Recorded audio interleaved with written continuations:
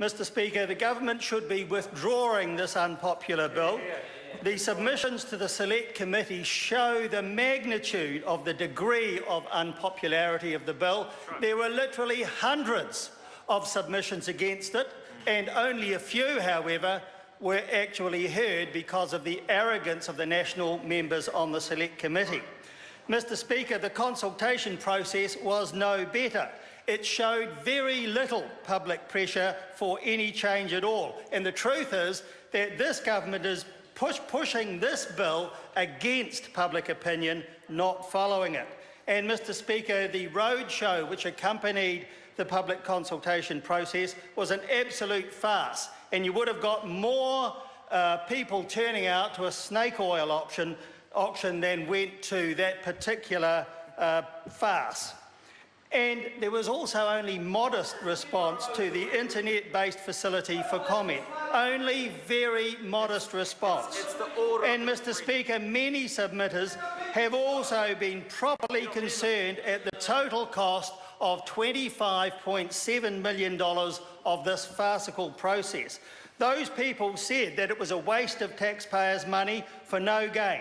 They said spend it elsewhere. They said spend it on new homes, on education, on better health services. And of course there will be many, many other costs if this process actually succeeds in changing the flag.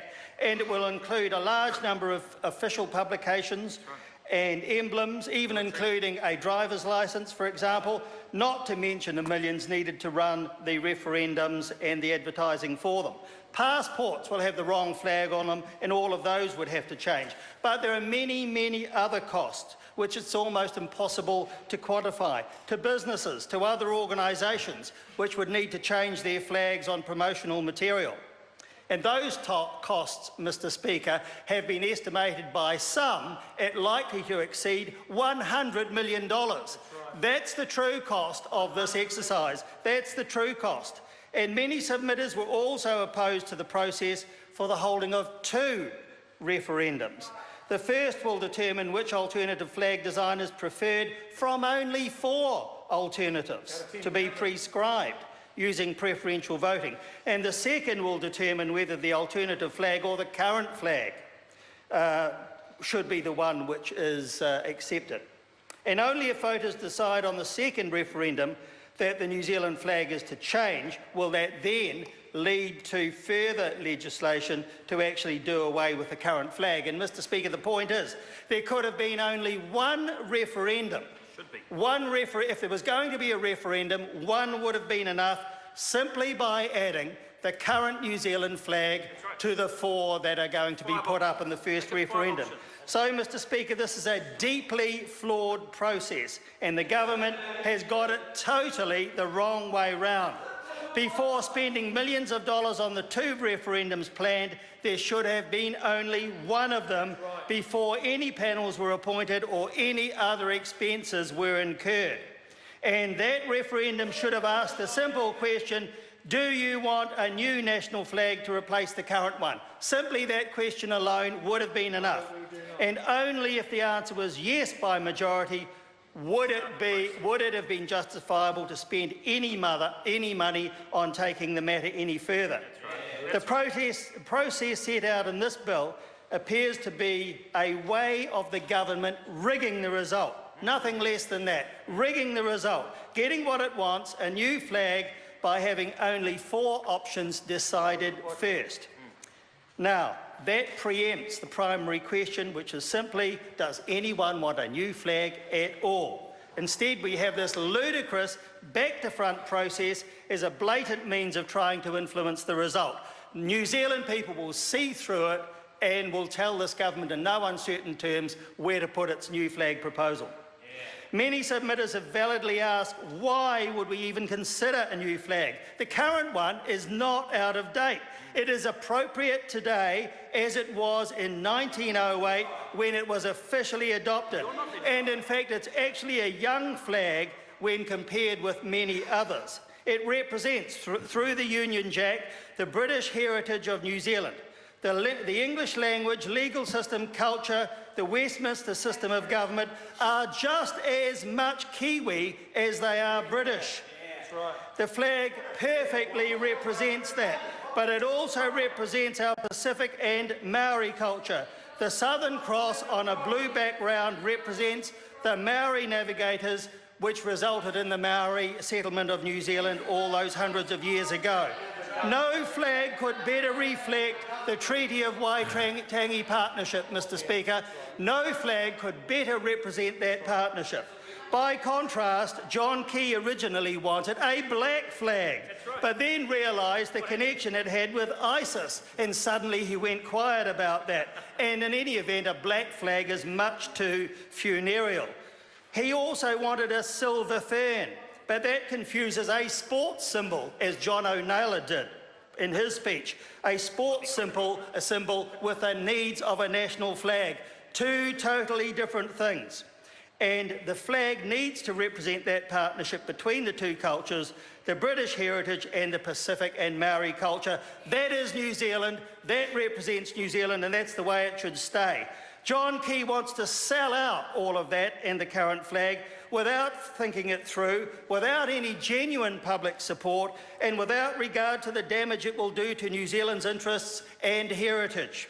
And on that matter, the current flag has a good reputation where it matters in the world, in the UK, in the Commonwealth, in sporting events, in the United Nations and so on.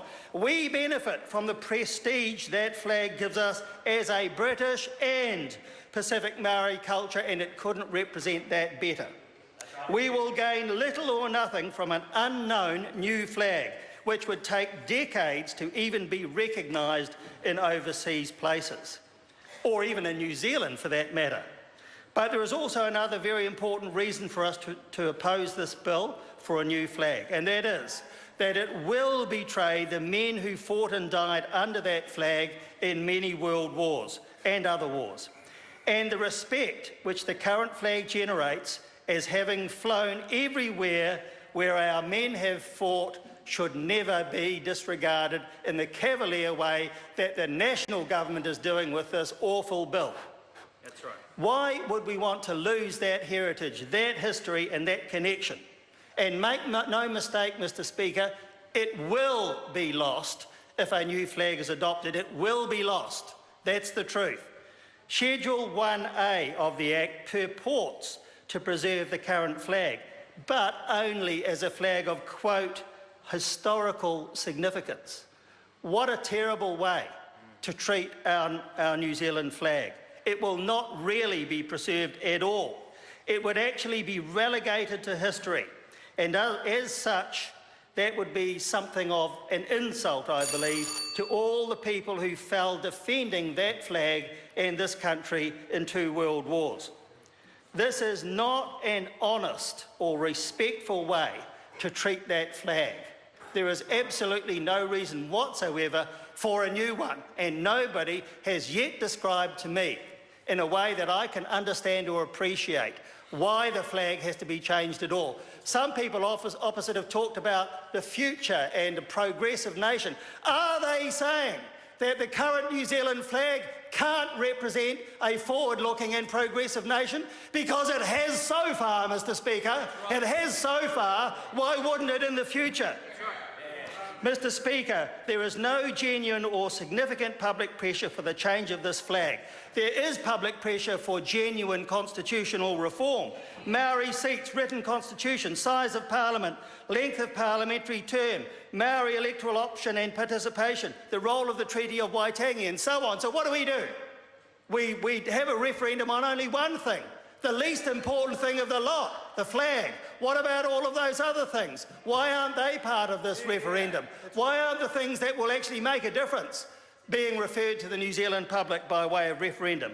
Mr. Speaker, for all of these reasons, New Zealand First will continue to lead the campaign against this bad legislation, its flawed process, and for any suggestion that this country needs a new flag. Karanga aho.